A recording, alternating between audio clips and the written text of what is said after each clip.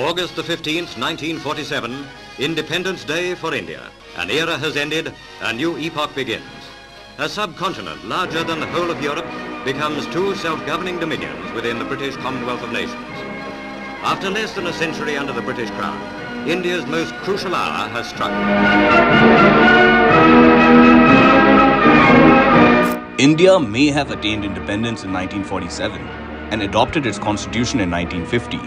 However, the architecture of governance, law, public memory, and even national expression continued to reflect colonial priorities for decades thereafter.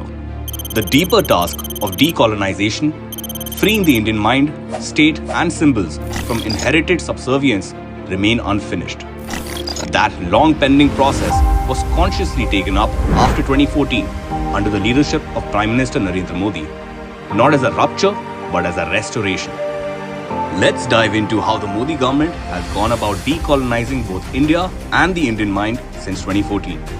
At the level of governance, more than 1,500 obsolete British-era laws were repealed, including archaic provisions that criminalized poverty, controlled mobility, or served no purpose in a modern democracy. Self-attestation replaced affidavits, red beacon VIP culture was abolished, and colonial administrative relics such as the separate railway budget and outdated budget calendar were dismantled to reflect equality and efficiency. India's global voice changed tone and confidence when in 2014, the Prime Minister addressed the United Nations General Assembly in Hindi for the first time.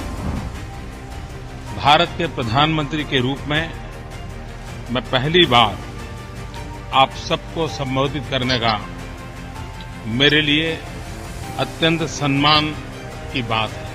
Asserting that global leadership need not come through a colonial linguistic filter. National ceremonies were Indianized through indigenous music and traditions, replacing practices inherited from the British Raj. Public spaces and geography were consciously reclaimed. Rajpath became Kartavya Path. Aurangzeb Road was renamed after Dr. APJ Abdul Kalam. Allahabad returned to Prayagraj, Faizabad to Ayodhya, and colonial island names such as Ross, Neil, and Havelock became Netaji Subhash Chandra Bose Dweep, Shahid Dweep, and Swaraj Dweep. In 2024, Port Blair was renamed Sri Vijayapuram, and 21 islands were named after Paramveer Chakra awardees. The National War Memorial honored post-independence heroes of 1947, 1962, 1965, 1971, Kargil, and later conflicts. Soldiers previously absent from imperial memorials. In education, the National Education Policy enabled teaching in 22 Indian languages and mother tongues. While colonial criminal codes, the IPC, CRPC, and the IEA were replaced by the Bharatiya Nyaya Samhita, Bharatiya Nagrik Suraksha Sanhita, and Bharatiya Saksha Adhinyam. The Prime Minister's vision has consistently emphasized that a free nation must stand rooted in its own history while remaining open, plural, and forward-looking, confident enough to engage the world on equal terms rather than inherited deference. In this sense, decolonization since 2014 has not been about retreating into the past, but about walking into the future unburdened by colonial hesitation, allowing India to remember itself fully, govern in its own voice, and move ahead with quiet resolve, civilizational self-respect, and the assurance of a nation finally comfortable in its own skin.